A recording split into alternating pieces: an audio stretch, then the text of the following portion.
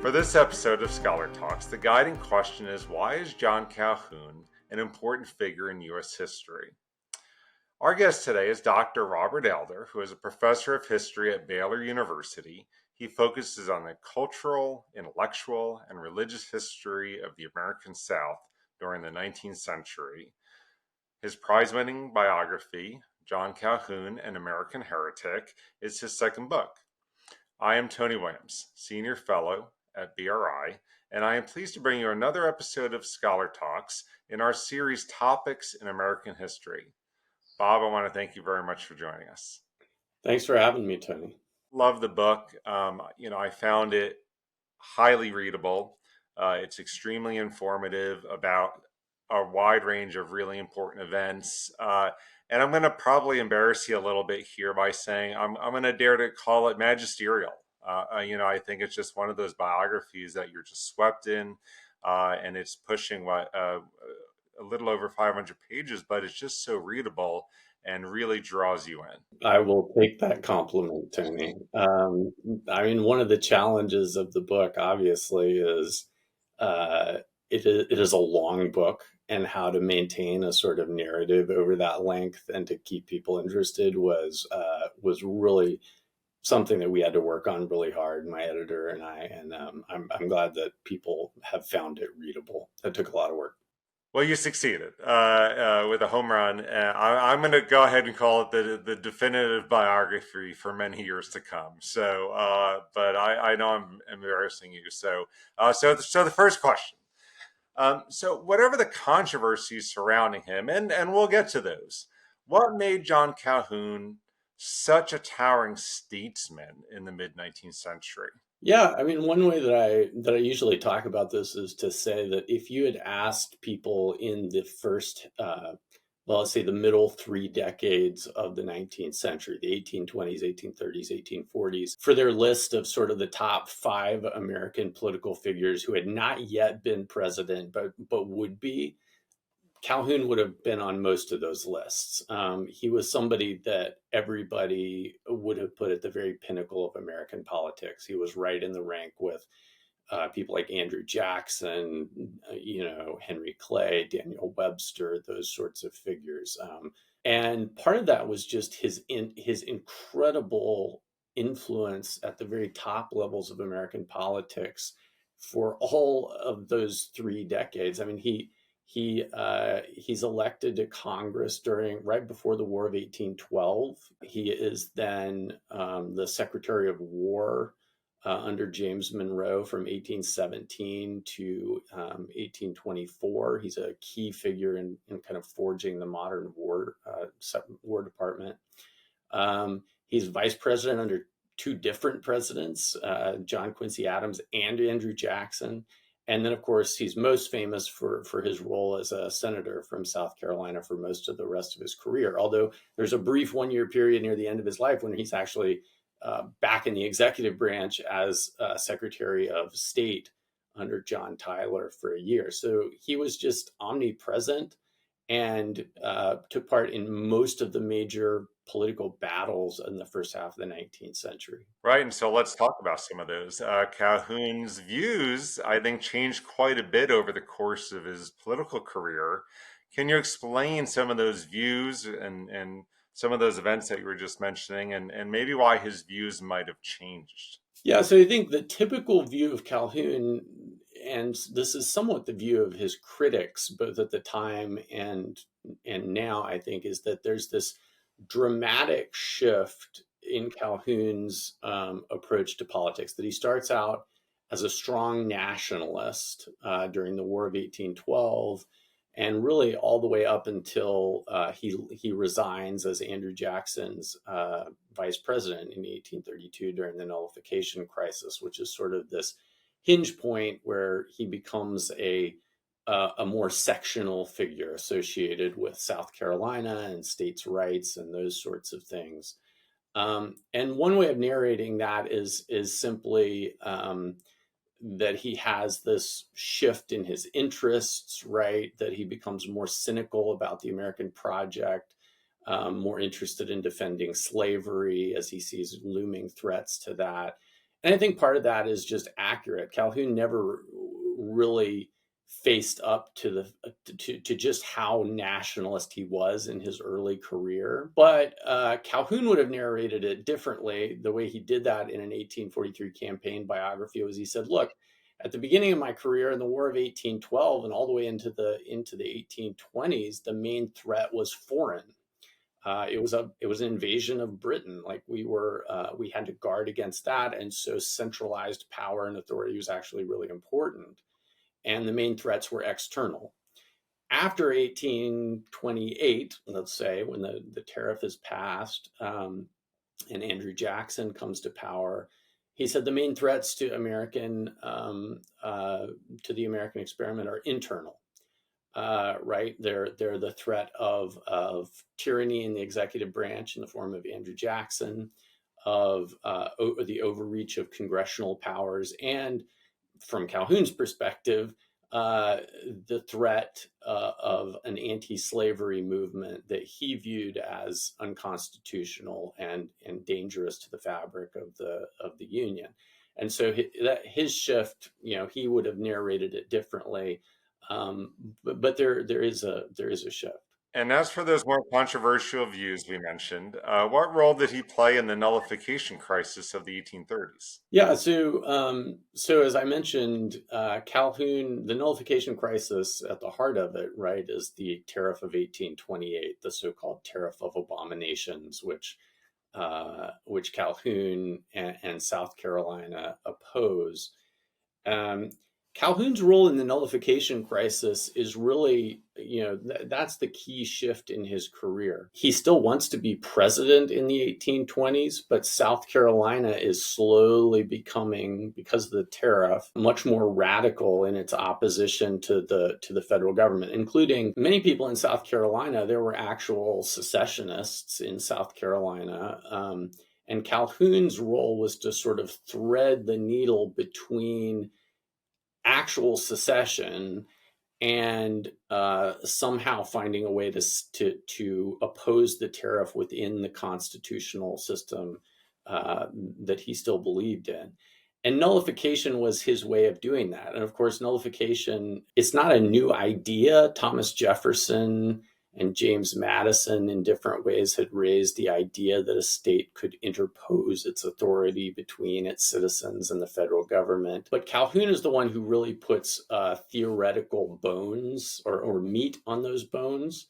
He works out an actual process, constitutional process, by which nullification could work.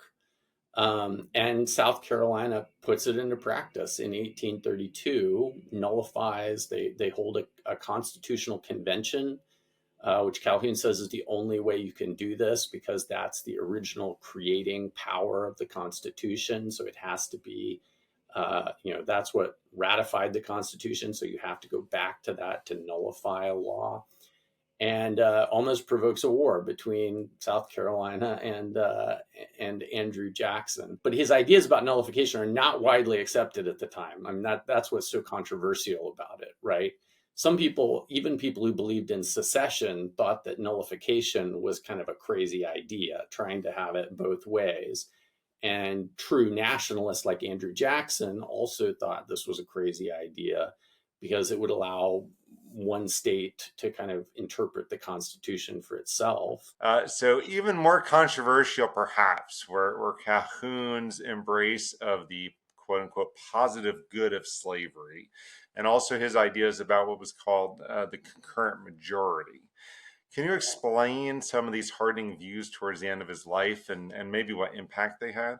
Calhoun is, I mean, arguably, he's most famous in American history for this 1837 speech in the Senate, where he argues that slavery is not a necessary evil, it's a positive good. And Calhoun had really avoided slavery for most of his career because he wanted to be president and it was a divisive issue. He's a good politician.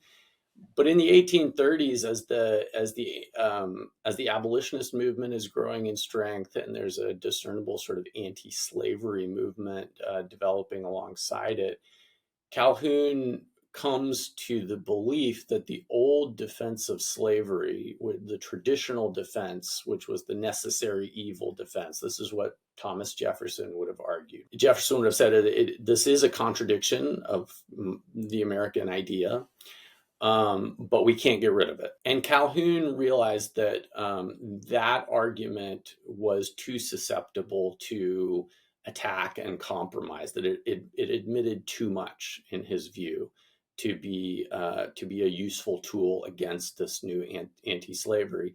And so he gathers a lot of arguments that were floating around for a couple decades and really molds them into a potent political ideology where he says, look, slavery is good politically because it establishes a subjugated class that makes every white person equal, essentially.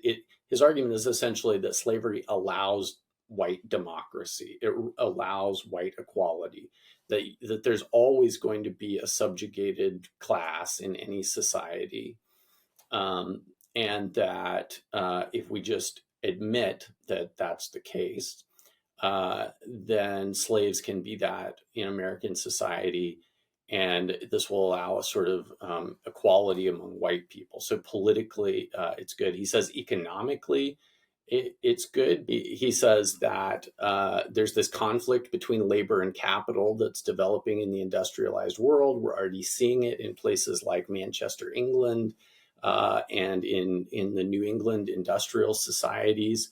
And this is going to be the defining conflict of the modern world. And slavery, he says, solves this problem, because it takes the political power away from the working class. So it eliminates them as a political danger, according to Calhoun. But he says, and it also kind of unifies the interests of labor and capital in the person of the slave owner, because his interests are also, he has an interest in the slave's well-being, as well as his own well-being, because he owns the labor, right?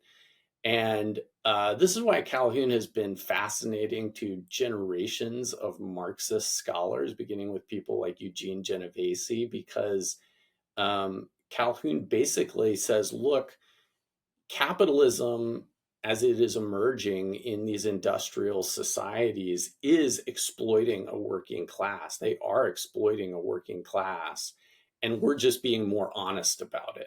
And because we're being more honest about it, it obligates us to take care of our workers. And so the fact that Calhoun is so instrumental in sort of spreading it, this becomes more or less the majority position for many white slaveholders by the time of the Civil War.